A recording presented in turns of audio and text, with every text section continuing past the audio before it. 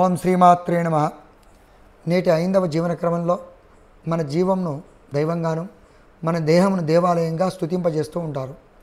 దీనికి కారణము మనకున్నటువంటి 84 లక్షల జీవకోటి సృష్టిలో మానవుడు మిక్కిలి జ్ఞాన సంపన్నుడు.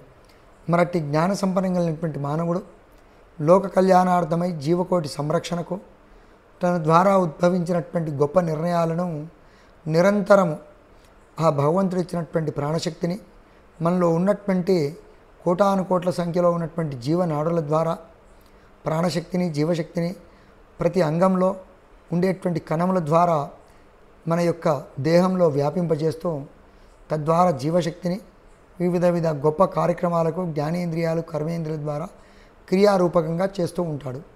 మరి కావున ఎవరైతే ఇట్టి దేహమును దేవాలయంగా స్వీకరిస్తారో మరి దేవాలయంలో ఉండేటువంటి భగవంతుడు మిక్కిలి శక్తివంతుడు.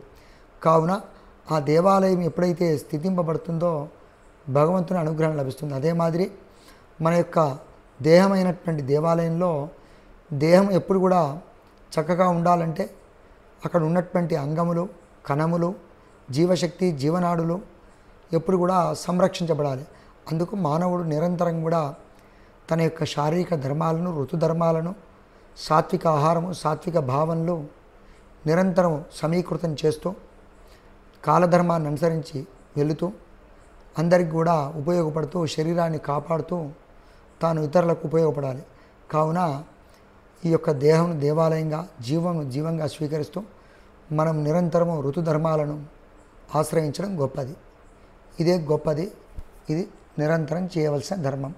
ఓం శ్రీమాత్రే నమః.